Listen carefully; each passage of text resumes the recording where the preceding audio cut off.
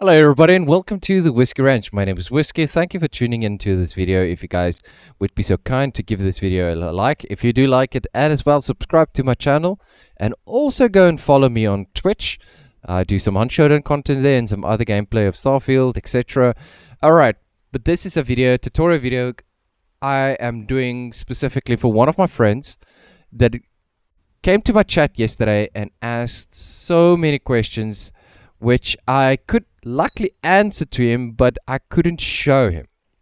And I realized, there is a lot of YouTube videos that goes through the steps and guides and have more similarities than actual answers of when it comes down to if your stream is lagging or if you have troubleshooting issues, because we are running with so many different combinations of hardware. There's different ranges of internet connectivity, the speeds and such, but luckily I formulated the ideal thing or guide that will put you in the right path, not just to troubleshoot but to get your stream set up correctly from the get-go, that you almost never would have stutters, lags, or even pixelations. And even for your recording, that might have also some you can resolve some problems that you're having with your recordings and so on. I'm not talking about audio at the moment, and I'm not going to talk about overlays or green screen effects or such. There's other videos on YouTube as well, YouTube as well, that there's different varieties of getting this technology done. I'm purely talking about today about maximum frames per second, smoothness of your stream, clarity, and also having good performance in game as well, performance on your stream and recordings. So this is basically a step-by-step guide to get there. Also, this is very much applicable to all the new streamers. I highly recommend that you guys start off here with this video before you jump into other more advanced streaming advice, because this is so important to get right to begin with. The only way you're going to get noticed and people are going to stay in your chat if your quality of your stream is good. If your quality of stream is good and you can create some very viewable, audible, and entertaining content, viewers are going to be most likely going to stay in chat and enjoy your content and share your content, whatever you are producing. So please, there is a lot of guides on the internet currently, and I'm so happy to say there's such a rich community of people trying to help each other. But some days it feels like it's a lot of copy and paste and not really answering the core issues that when a new streamer starts their journey into their new hobby, I would say, not a career, a hobby, because a hobby can turn into a career. They kind of get lost because the quality of stream or the content they're creating is subpar or not even great, and they give up before they even start. So this is how I'm going to try to help the community, so you guys can start off on the right foot and without having to give up, because it is a schlep. It takes time. It took me a while to learn all these things, and I think I finally formulated a very educated guide that you guys can use any time of the day, anywhere, on pretty much on all combinations of computer hardware. But I will put some limitations on there, and I'll explain to you guys where and what the limitations are, so at least if you're below the minimum specs, this is going to be troublesome. But if you're above the minimum specs, I'm pretty much sure that all of this steps I'm going to talk about will be applicable for you guys. So stay tuned and enjoy. Okay, for this next bit, we're going to hop on quickly to the network side, because we need to test our network. I know every single stream guide or streamer guide does this, but you know what? I'm doing it for the sanity and the peace of mind. Oh wow, my system just went a little bit retarded there for a second. So we're gonna do a speed test quickly. You're gonna type in speed test. You're gonna go to Ookla. You're gonna go to this one. Let it run. So this is the website. It's the most correct one. It's not 100% correct, but it's the most correct one to do a speed test. So you do your speed test. I'm running currently from a direct line, a LAN from the OTP in my basement. So, and we are running a 30 meg line for the entire household. So this is basically what my download speed will be. You can see it's very linear. You look at it, it has to be very stable and linear. You can also see the line is very linear and stable. This is what you want. You want these numbers to be as low as possible and very linear. You can see almost see the line doesn't do anything. So this basically, I have a 30 meg. It's perfect. This is a very stable line because this number and this number is close to each other, and these two numbers are close to each other, and the line you guys saw is very linear. So this will, I will explain to you guys now why this is important. Let's go to OBS Studio. Oh, it's already running. Okay, so OBS Studio. I just want to close this tab so you guys can enjoy the software or the tutorial. Let me just make it bigger so you can go to File. You can go to Settings. First of all, your stream. Now, because we're streaming from South Africa, this is the first thing. You're going to use a relay server. That's going to make your stream so much smoother because it communicates faster to the Twitch servers. But if in your Europe, you're going to connect directly to Twitch through this port. But because we are South Africans and we're far from Twitch servers, so Twitch doesn't have servers here in South Africa, we use a relay server that goes directly, and we use our stream key basically to go to the server. So this is one thing why my streams always look smooth and crisp, and the bitrate gets to it. If you're South African, guys, get yourself a relay server. I'll have a link in the description below to where you can get the copies of a relay server.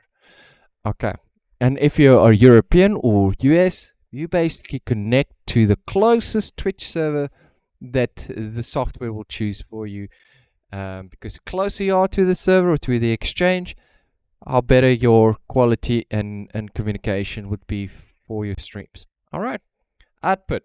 Let's start with that. First, we're going to do the output tab for advanced. Okay, I'm using fiber. My internet speed, as you guys could see, and is very stable, extremely stable. So I'm using constant bitrate. Constant bitrate. That means my bitrate is constantly, and it's smooth. So I wouldn't go more than this. This is the sweet spot. This is a secret number, 7750 for Twitch and for YouTube. So you don't need to swap and change for those kind of things. Also remember, your bitrate is the thing that also helps other people to view your stream. So if you're running an extremely high bitrate on YouTube and some people are running slow speeds, they will struggle to view your streams at a constant bitrate. So this is the sweet spot for most internet users. Okay, this next bit, guys, what I'm going to explain is applicable for the minimum specs of a 8 series CPU, of an i5 8 series CPU equivalent from AMD, an up, and a 1070 NVIDIA card, and AMD equivalent and up. Alright, this is if you're running a better system that I just mentioned just now. Also DDR4, 16 gigabits to 32 to 24 gigs of RAM. Those are perfect. Not less than 16 gigs, please. I actually prefer 24 gigs of RAM. I'll also show you guys what my system is so you can compare, but you don't need a beast of a machine to do this. Okay, so I'm explaining you guys for the minimum specs, and you guys can move up from there and make your stream more refined. The minimum specs or settings I'm going to show you guys here will make your streams look audible and viewable, and this will definitely be good enough for your viewers to stay in chat. Because if your stream sucks and lags, no one is going to stay in chat. Doesn't matter how much your mom loves you, she doesn't want to watch a slideshow. Okay, so first we're going to choose our encoder. Our encoder would be either a quick sync from NVIDIA or, from AMD, pardon, quick sync from AMD, and or an H.246 from NVIDIA. I'll use this one. AV1 is the base encoder, but Twitch doesn't allow that encoder to run yet. So we're waiting desperately to see if Twitch is going to integrate that encoding format. X264 is your CPU encoder. We don't want that. We trust that most games are CPU intensive, and you rather want to bank up a little bit of the resources on your GPU, which I mentioned earlier. So we're going to use the 264H encoder, the AMD or NVIDIA side. For me, I'm going to use the NVIDIA. Okay, constant bitrate, because my internet, as you could see, is good. Right, if your internet is unstable because you're running Wi-Fi, or you're running peer-to-peer connection, which is satellite to satellite, or LTE connections, you're going to use the following: VBR. VBR is, you set a parameters, your maximum and your minimum, and it let the stream fluctuates, and it will adjust the quality of your stream as the stream progresses, and but it will not go lower than that and not higher than that. So it gives you that flexibility, and it's so subtle most viewers can't see the changes when your LAN is unstable. When you are using a CBR and your line is unstable, you could see the changes very subtle, because it will be a jittery, because your line is dipping, so it will dip with it. But with CBR or VBR, it will do very smooth changes, and it will be very subtle. Viewers can't really notice that. Okay, then I use, for my system, the best quality, but for almost every system we're gonna use slow or good quality. We're gonna use high quality here, and 2 passes quarterly. For my system, which is the I'll go single pass, because that's the absolute pristine best setting. But because we're doing it for general people, for general systems, we're going to do 2 passes quarterly. We don't need to do the B frames. Some people say let's do B frames of 3 or even 4, but 2 is actually the best one to go. Lastly, we will not rescale our output. Keep it as the same as your base canvas. Alright guys, next one will be, we go to video. Video, we're going to have a base resolution the same as our screen, which our screen is doing. I actually detuned my screen to 1080p because it's actually a 1440p screen, but it's because I want my resources to be as stable and as smooth as possible. I don't want my machine to work on rescaling and adjusting the resolution, and then the encoder, and then on the game, and then all the other extra shit that I'm running. So keep this as simple as possible. Keep it simple, stupid. Okay, so base canvas 1080p, output scale we're going to do 720p, because there is no real difference between the two for streaming. But if you're running a high-end machine and you really want to make your streams look crisp, 1080p and not more. Okay, then downscan filter bilinear is the fastest one, but it will make your screen of your stream very blurry. Okay, so we can do sharp or very sharp. I like to choose sharp on my system, but if it's now for the budget orientated mid-tier PC, the bicubic is the best one to use. Okay. Then yeah, most of the streams on YouTube and on Twitch is basically capped at 25 frames per second. You'll view in any case movies on the big screen at 25 frames per second, 24 frames per second. But yes, there is something so much sweeter and nicer when you are viewing a stream when it is at 60 frames. So if your system allows you and you have a good system, put it on 60 frames. If you don't, keep it on 29 to 25 frames per second. Okay, and there's no shame in it. It will not make your stream look shit or anyways, but it will relieve your computer or your resources a little bit of stress. I just keep it like that, and I apply, and then that's it. Okay, next, very important step.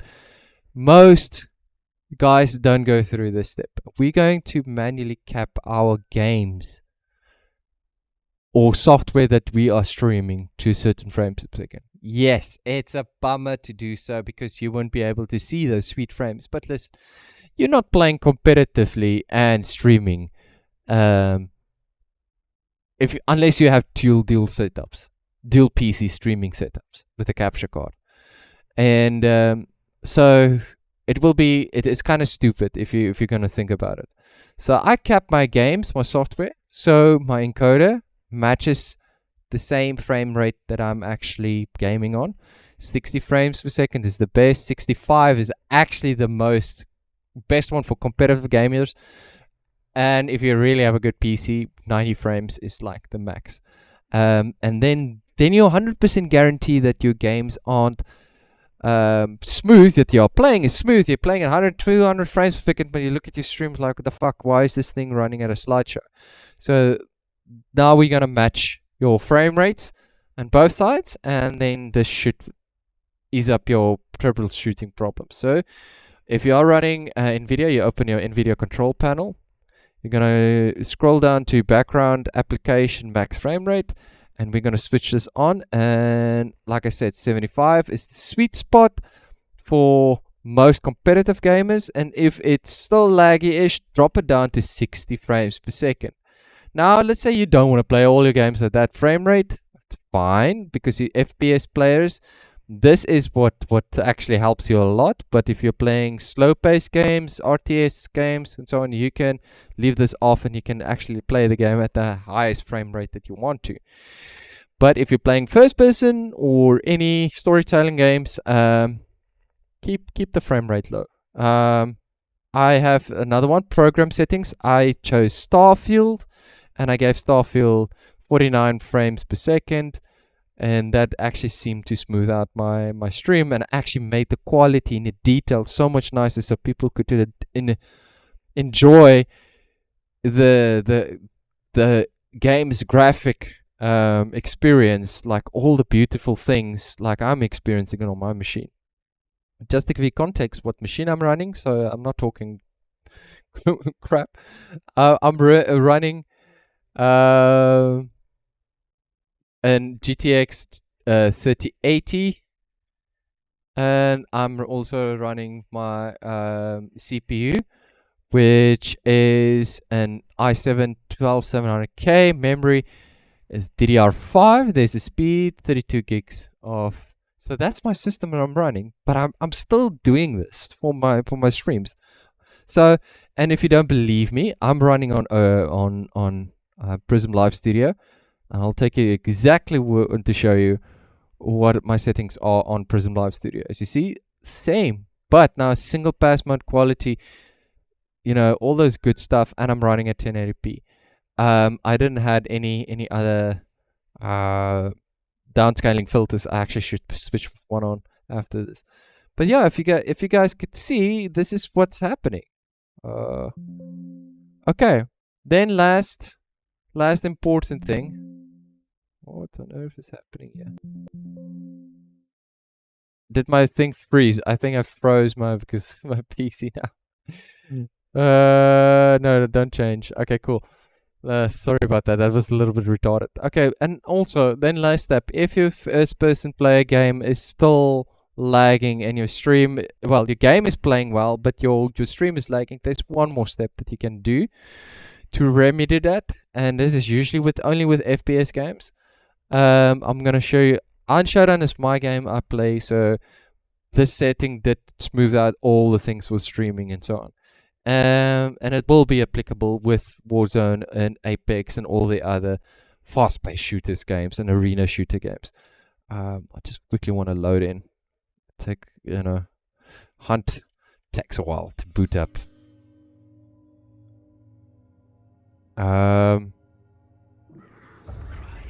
Okay, I'm gonna go to settings, graphics, and I'll just show you guys.